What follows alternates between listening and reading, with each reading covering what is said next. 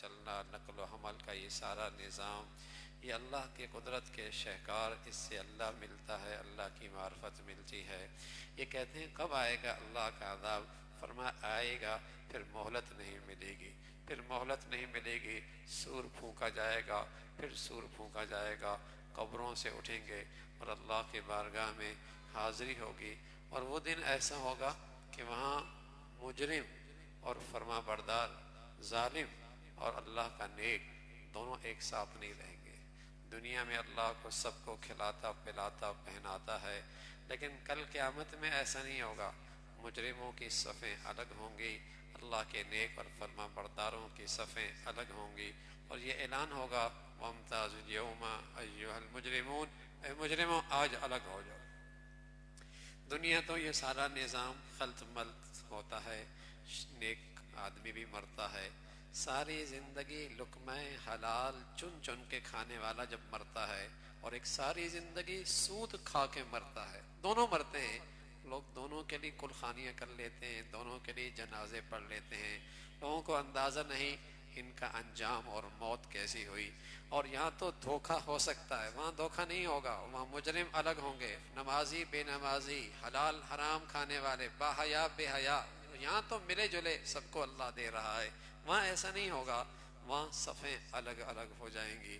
اس کا تذکرہ فرمایا، اور پھر فرمایا وہاں اللہ کہیں گے کیا تم اپنی زندگی پہ غور نہیں کرتے، کس انداز سے تمہاری تخلیق میں فرق آتا ہے، کمزوری پھر طاقت، پھر کمزوری کی طرف بڑھاپے کی طرف جاتے ہو۔ یہ سب اس بات کے لیے ہے کہ تمہاری زندگی کی شام ہو چکی ہے، کسی وقت بھی سورج غروب ہو سکتا ہے، کسی وقت بھی تمہارا زندگی کا سورج غروب ہو سکتا ہے۔ اللہ رب العزت کی بڑی قدرت ہے۔ مرنے کے بعد اٹھنا، عاص بن وائل ایک بڑا مشرک تھا، اس نے ایک ہڈی اٹھائی اور اس کو مسلا، مسلے کے بعد اسے ہوا میں اڑا دیا، کہا اس سے دوبارہ زندہ ہوں گے۔ ہڈی اٹھائی، پرانی ہڈی، اسے مسلا، مسلے کے بعد اسے ذرہ ذرات کو ہوا میں پکھار دیا، کہا اس کو زندہ کریں گے۔ اللہ رب العزت نے فرمایا یہ تو چھوٹی چیز ہے، اللہ نے تو زمین و آسمان کا نظام بنا رکھا ہے، اس کو پیدا کیا ہے، اور اس کے لیے چھوٹی یا بڑی چیز پیدا کرنا کوئی لمبے چوڑے منصوبے بنانے کی ضرورت نہیں ہوتی، اس کا تو صرف کن کہہ دینا بس کافی، ہو جا تو ہو جاتی۔ ایک چمٹی بھی ہو جائے گی، ایک پہاڑ بھی بن جائے گا، ایک فرد بھی بن جائے گا، لاکھوں لوگ کروڑوں لوگ بھی زندہ ہو جائیں گے، اس کا تو بس یہ کہہ دینا، چاہ لینا، ارادہ کر لینے کا نام موجود ہے۔ وہ تو ایسی ذات ہے، ہر کمزوری اور ہر عیب سے پاک ہے۔ سورہ صافات ہے، اللہ کے فرشتے بھی صف بستہ اور آپ کے دربار میں حاضر ہوتے ہیں، حکم کی تعمیل کے انتظار میں کھڑے ہوتے ہیں۔ صف بندی اور ڈسپلن اور بہامی، اسے کہیں کہ ترتیب سے ایک چیز ہونا، یہ اسلام کے اندر بھی پسندیدہ ہے، اس کا تذکرہ فرمایا۔ پھر اللہ کے کچھ فرشتے آسمانوں پہ ہوتے ہیں جو جنات کو اور شیاطین کو اوپر جانے سے روکتے ہیں۔ مرنے کے بعد زندگی، اسی کا پھر تذکرہ فرمایا، اٹھایا جائے گا، اور اٹھانے کے بعد معاشر کے میدان میں روکا جائے گا اور کہا جائے گا ٹھہرو ٹھہرو، پہلے زندگی کا حساب دو، وقفوہم انہم مسئولون، ٹھہرو ٹھہرو اپنی زندگی کا حساب دے دو۔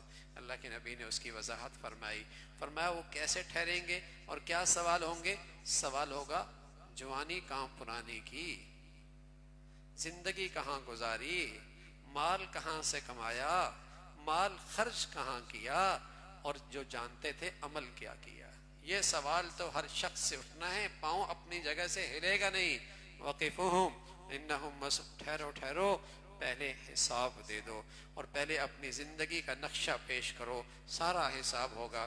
ایک اللہ کا فرما بردار اپنا اس ساتھی کا تذکرہ تصور میں اس ساتھی کے بارے میں کہے گا جو مجھ سے کہا کرتا تھا دنیا میں مرنے کے بعد بھی زندہ ہونا ہے، کیا مرنے کے بعد بھی زندہ ہونا ہے؟ وہ پتہ نہیں آج کہاں ہے۔ اللہ اس کی طرف سے آواز آئے گی، چاہتے ہو دیکھنے کے لیے، دیکھنا چاہتے ہو؟ اسے جہنم کے بیچ بیچ دیکھے گا جو مرنے کے بعد کی زندگی کا انکار کرتا تھا، تو یہ کہے گا اللہ تیرا شکر ہے، اللہ تیرا شکر ہے، اس کی نظریات سے اور اس کی گمراہی سے محفوظ رہا، یہ تیرا کرم ہے۔ بری صحبت سے بچنا فرض ہے، بری صحبت سے بچنا فرض ہے، بروں کے پاس بیٹھنا اس سے بچنا فرض ہے، بروں کی نظریات پڑھنا سننا اس سے بچنا فرض ہے۔ آدمی کچے گھڑی کی طرح ہوتا ہے، سوچ تو مضبوط ہوتا نہیں، کچے گھڑے میں اگر آپ پانی ملا دیں، صحبت پانی کی ہو جائے اس کے ساتھ، سوراخ ہو جائے گی نا، سوراخ ہو جائے گی، سوراخ ہو جائے گی۔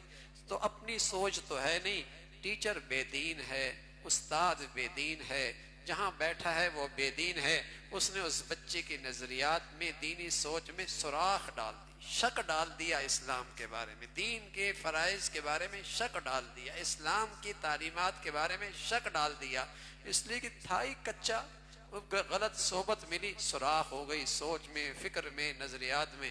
یا تو پھر مضبوط ہو، سوچ اور فکر کے لحاظ سے تربیت ہو، مضبوط گھڑا ہو، پانی مل جائے تو ٹھنڈا کر دیتا ہے، سرائی مضبوط ہو، پانی مل جائے ٹھنڈا کر دیتا ہے۔ یا تو اتنا مضبوط ہو کہ برائی کے پاس جائے تو بروں کو اچھا کر دے، بروں کو اچھا کر دے، لیکن خود ہی اندر سے کھوکھلا ہے، جہاں بڑھ گیا۔ اور آج تو مسلمانوں کی بڑی ہمت ہے، اپنے بچوں کو ایسے جگہ بھیج دیتے ہیں جہاں اسلام نام کی چیز بھی کوئی نہیں ہوتی، اور یہ بھی سوچتے بھی نہیں کہ ان کا ایمان دین بچے گا بھی نہیں سوچے گا۔ اور ایک وقت ایسے کئی سارے کیسز ہیں، بچے جب واپس آتے ہیں وہ مسلمان نہیں رہتے، وہ مرتد ہو چکے ہوتے ہیں، انہیں اللہ کے بارے میں بھی شک ہونے لگتا ہے، انہیں قرآن کے بارے میں بھی شک ہوتا ہے، انہیں رسول کی شان کے اندر بھی شک ہونے لگتا ہے۔ یہ وہ کچے سوچ اور فکر کی وہ اولادیں جب ہم ان کے غیروں کے حوالے کر دیتے ہیں تو پھر وہ ان کے نظریات میں سوراخ ڈال دیتے ہیں۔ تو بری صحبت سے اور برے لوگوں کے نظریات سے بچنا فرض ہے، اس کا تذکرہ فرمایا۔ پھر حضرت نوح علیہ السلام کا تذکرہ، اللہ کے یہ پیارے، اللہ رب العزت نے انہیں ان کے پیروکاروں کو نجات دی، دشمنوں کو نافرمانوں کو غرق کر دیا۔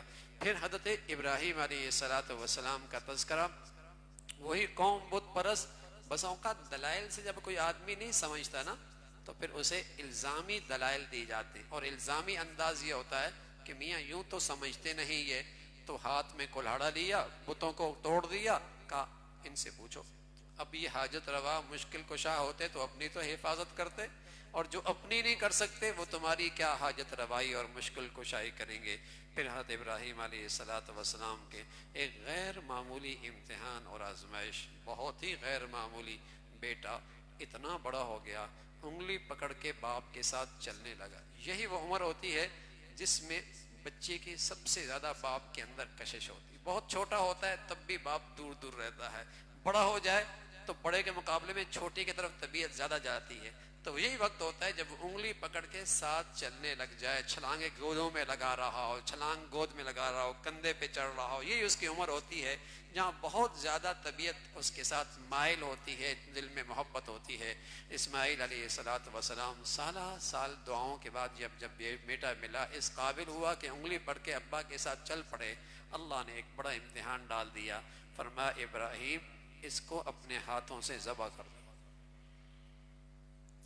سبحان اللہ، ابراہیم اللہ کا ایسا خلیل تھا، پیچھے مڑ کے نہیں کہا اللہ یہ تو عقل میں نہیں آ رہا، یہ کون سی لوجک ہے اس کے پیچھے، دنیا کی کسی سلطنت میں ایسا نہیں، کوئی مذہب ایسا نہیں کہ باپ بیٹے کو قتل کر دے اور باپ بیٹے کی گردن پہ چھری چلا دے۔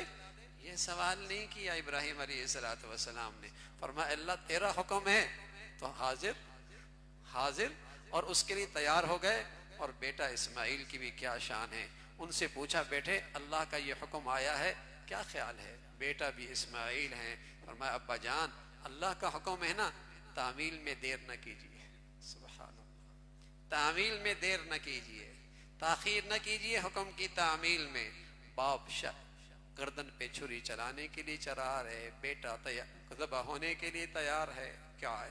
اور مفسرین نے لکھا ابراہیم نے اس لیے نہیں پوچھا کہ بیٹے نے انکار کر دیا تو اللہ کا حکم موقوف کر دیں گے اور اللہ کے حکم کی تعمیل کرنے میں رک جائیں گے، وہ تو صرف اس لیے پوچھ رہے تھے کہ میرے گھر کی تربیت کا اثر کیا ہے، وہ تو صرف اس لیے دیکھنا چاہ رہے تھے میرے لقمہ حلال کا اس پہ اثر کتنا ہے، یہ دیکھنا چاہ رہے تھے۔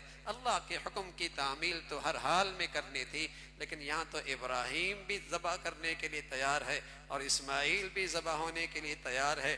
فلما اسلما، فرمایا دونوں نے اللہ کے حکم کے سامنے سر خم تسلیم کر دیا، اللہ کے شان گردن پہ چھری چلانے لگے، اپنی پوری قوت کے ساتھ چھری چلا رہے۔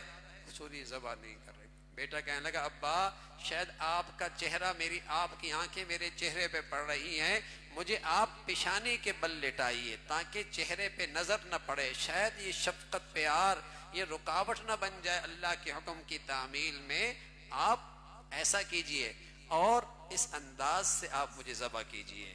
اللہ کی شان. ادھر آسمان سے اللہ نے فیصلہ فرما دیا ابراہیم تو نے خواب سچ کر دکھائی, تو نے اپنے اس حکم کی تعمیل میں تم سچے بنے اور سچائی کر کے دکھائی. اور اللہ نے وہاں سے جسے کہیں کہ ایک دمبا بھیجا اور اس کو ذبح کیا, اور ساری امت کی مسلمہ کے لیے ہمیشہ کے لیے اس قربانی کو ضروری قرار دیا. اور یہی وہ قربانی ہے جس میں مسلمان اس بات کا اظہار کرتا ہے اے اللہ جانور کی قربانی آپ نے کہی ہے, اولاد کی قربانی مانگتا تو ہم تو اس کو بھی پیش کر دیتے, اس کو بھی پیش کر دیتے, اس لیے کہ مانگی آپ نے ہے, سب کچھ ہے ہی آپ کا, آپ تو جس چیز کی مانگتے اس کی قربانی حاضر تھی. اللہ کرے بھائی ہمیں اتنا بھی جذبہ مل جائے کہ ہم اللہ کی خاطر اپنے حرام جذبات اور حرام خواہشات کو ذبح کر دیں, تب بھی انشاءاللہ اللہ بہت کچھ دے دے گا. اتنا بھی مسلمانی آ جائے نا, اتنی بھی مسلمانی کہ حرام جذبات اور حرام خواہشات کو اللہ کی خاطر ذبح کر دیں تب بھی بہت کچھ مل جائے گا. وہاں تو بیٹے قربان ہو رہے ہیں, بیٹے کو ذبح کرنے کے لیے بیٹا باپ تیار ہے. پھر حضرت ابراہیم علیہ السلام کو اللہ نے بیٹا اسحاق بھی دیا. پھر قوم لوط کا تذکرہ ہے, بڑی نامراد قوم تھی, اللہ کی طرف سے اس کی پکڑ ہوئی. مشرک کہا کرتے تھے فرشتے اللہ کی بیٹیاں ہیں, فرشتے اللہ کی بیٹیاں ہیں. فرمایا ان کو اپنی بیٹیاں مل جائیں تو چہرے پہ ناگواری, اپنے لیے بیٹے پسند کرتے ہیں, اور ایسے کم عقل کہ اللہ کی طرف بیٹیوں کی نسبت کرتے ہیں. اللہ ہر اولاد سے پاک ہے, نہ اس کی کوئی اولاد ہے نہ وہ کسی کی اولاد ہے, وہ ہر قسم کے عیب اور کمزوری سے پاک ہے. اس کا تذکرہ فرمایا اللہ کے فرما بردار ہی غالب رہیں گے. پھر سورہ صاد کا تذکرہ ہے, قرآن کی عظمت کا تذکرہ, مختلف قوموں کے ساتھ اللہ کا کیا معاملہ ہوا, قوم عاد قوم سمود, اس کا تذکرہ. پھر حضرت داؤد علیہ السلام جنہیں اللہ نے روحانی جسمانی ظاہری اخروی اور دنیاوی خوب قوت اور طاقت اور بڑا مرتبہ عطا فرمایا تھا. بندگی ایسی تھی, ایک دن روزہ رکھتے, ایک دن افطار کرتے, آدھی رات عبادت کرتے, آدھی رات آرام فرمایا کرتے تھے. اور اللہ نے نبوت بھی دے دی اور سلطنت بھی دی ہوئی تھی, سلطنت بھی دی تھی. زبان ایسی تھی جو اللہ کے ذکر والی تھی, دل ایسا تھا جس میں اللہ کا شکر موجود تھا, آواز ایسی تھی سبحان اللہ کہ پرندے بھی آپ کی کتاب سننے کے لیے کھڑے ہو جاتے تھے. زبور کی جب تلاوت کرتے وہ بھی رک جایا کرتے تھے. تو یہ حضرت داؤد علیہ السلام.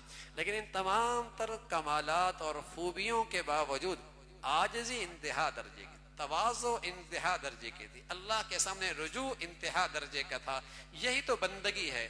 جو اللہ کی نوازشات بڑھتی چلی جائیں, دنیاوی یا دینی, ایمانی یا دنیاوی, جو بھی انعامات اللہ کی طرف سے بڑھتے چلے جائیں, بندے میں عاجزی بڑھتی چلی جائے, انکساری بڑھتی چلی جائے, تواضع بڑھتی چلی جائے, یہی اللہ کو پسند ہے.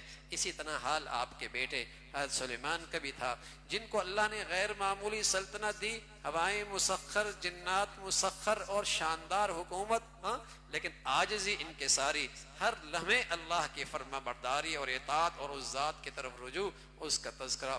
پھر حضرت ایوب علیہ السلام, بڑی آزمائش آئی, بیوی کا انتقال ہو گیا, بچے مر گئے, مال خراب ہو گیا, سارا مال ضائع ہو گیا, جسم پر بیماری طاری ہو گئی, کئی مہینے نہیں کئی سال ایسے رہے.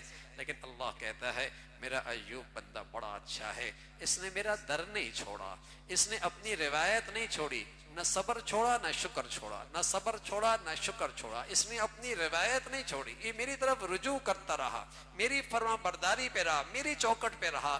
اتنی بڑی آزمائش, اتنی بڑی آزمائش. ارے بھائی پیغمبروں کی زندگیاں ہم کمزوروں کے لیے نمونہ ہے, نمونہ ہے. اللہ رب العزت کسی کو صحت میں دینا چاہتا ہے, کسی کو بیماری میں دینا چاہتا ہے۔ اللہ کے نبی فرمایا کرتے تھے عجبا لامر المؤمن اذا اصابه سراء شکر فکان خیرا له وان اصابه ضراء صبر فکان خیرا له۔ مومن تو ہر حال میں مزے میں ہے، اللہ دے تو شکر کرے، اللہ نہ دے اور آزمائش دے دے اس پہ بھی صبر کرے، ہر حال میں اللہ سے راضی رہے۔